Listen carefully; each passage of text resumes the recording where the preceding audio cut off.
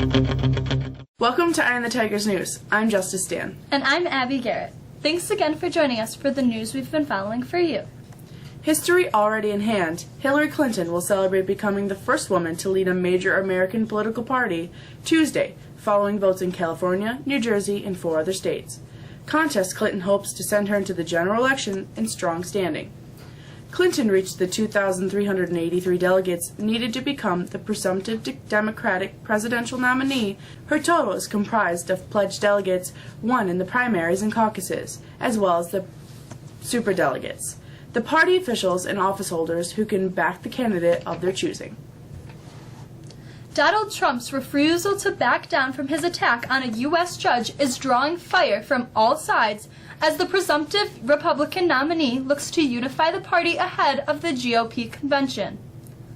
Ohio Governor John Kasich said Monday that Trump should apologize for insisting that U.S. District Court Judge Gonzalo Curiel, an American citizen who was born in Indiana, should not be allowed to preside over a lawsuit involving Trump University because he's the son of Mexican immigrants. Trump wouldn't back down and insisted that the judge should recuse himself. You know what? Why antagonist? Because I don't care. I have a judge who's very, very unfair. And you'll see it. A wide range of the Republican establishment has since condemned Trump's argument about Curiel's supposed conflict of interest. President Obama could deliver his long-awaited endorsement in the 2016 presidential race as early as Wednesday, his chief spokesman suggested on Monday.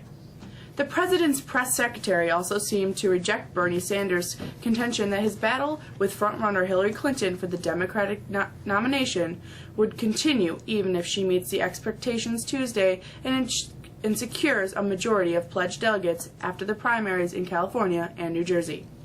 She holds a lopsided edge over the Vermont senator among superdelegates, who will help decide the party's nominee at its convention in Philadelphia this summer. Some of President Obama's top asides and some of his former senior advisors have repeatedly made clear that he views Clinton as political heir.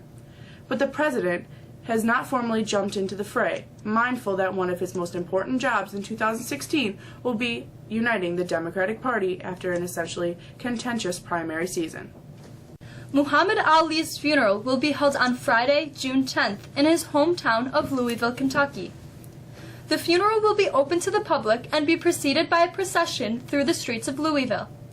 Former President Bill Clinton, comedian Billy Crystal, and journalist Bryant Gumbel will deliver eulogies at the event, which is scheduled to take place at 2 p.m.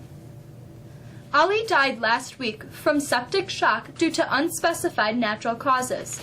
As previously reported, the boxing legend, who battled Parkinson's disease for more than 30 years, was hospitalized this week in Phoenix for respiratory problems. The ISIS group has been shooting at civilians as they tried to flee the nearly 2-week battle between Iraqi government forces and the ISIS militant in the city of Fallujah, west of Baghdad, an international aid organization, an Iraqi military says. On Sunday, the militants shot and killed 7 civilians and 7 ISIS defectors inside Fallujah as they attempted to flee. Reports said Monday that the number of civilians killed by ISIS since the operation started at dozens, but declined to be more specific, saying the information coming out of Fallujah is sporadic and often incomplete. Iraqi officials say the total is likely higher. Iraqi forces backed by U.S.-led coalition airstrikes have been fighting to retake the ISIS-held city of Fallujah since late May, but the advance stalled last week because of heavy resistance in the militants have put up and because an estimated 50,000 civilians remain trapped inside the city. On Sunday, Iraqi forces secured the southern edge of Fallujah, a largely agriculture area. New government numbers offer a mixed snapshot of progress for the nation's school children, with worrisome figures on how many students miss school, stubborn disparities on discipline, but encouraging strides in cutting the overall number of suspensions. The Education Department report found 6.5 million students nationwide were chronically absent in the 2013 and 14 school year.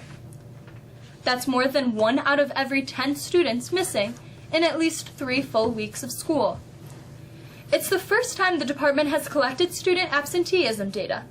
On a positive note, the survey found a significant drop in school suspensions for K-12 students, down nearly 20% from the previous reporting period. But the report also suggests sharp disparities between how black and white students are disciplined in school.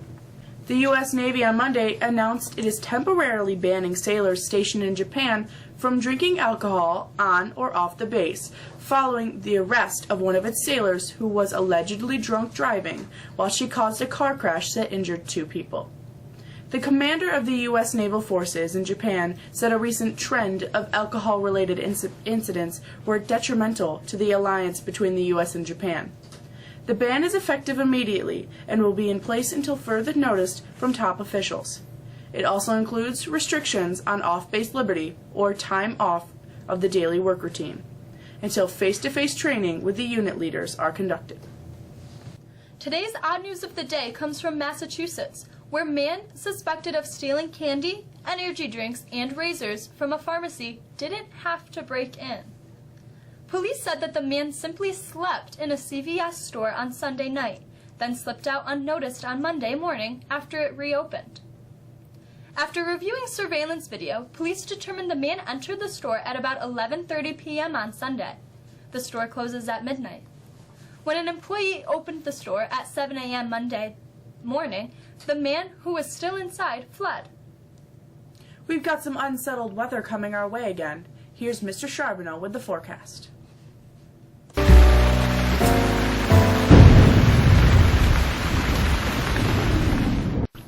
Our weather has calmed down a little bit this morning, and we could be in for a mostly pleasant rest of our Tuesday, despite some hit-or-miss showers that are on their way, before a cold front sweeps down from central Canada, bringing with it some clouds overnight and a stray shower. There's even a continued slight chance of a rumble of thunder overnight. Now, for Wednesday, our temperatures dive into the low 60s, and the wind will certainly be an issue. It's going to feel pretty cold out there on Wednesday. We'll also see showers and a few more thunderstorms in the area, and some of those thunderstorms could generate some small hail. Now, for Wednesday night, we could dip into the low 40s for the low temperature of the day. Now, Thursday looks like we've got an improving day, especially after the morning, where we could see a leftover shower or two. Temperatures Thursday will get back closer to normal as we approach 70, but we're still pretty breezy. Friday looks like the pick day of the week, with temperatures reaching the 70s with bright sunny skies dominating our skies. Right now, the weekend looks a little unsettled. Now, we look to warm up a little bit on Saturday in the mid to upper 70s, but mostly cloudy skies, and rain looks like it may be back on Sunday. Still a little early to be definitive on that, but we'll keep an eye. That's our forecast. We hope you have a great day. The Golden State Warriors are in a total control of the NBA Championship Series. Can they make it 3 in a row? Here's Alexis with the sports.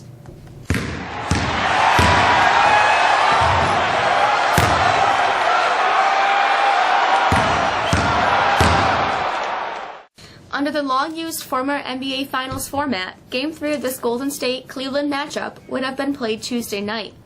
Not this year, thanks to an extra rest day, and the Cavaliers are probably celebrating that. The Eastern Conference champions need as much time as they can get to try to figure out a way back into these finals. They've used LeBron James as a ball handler and as a center. They played at different speeds. They've tried different lineups.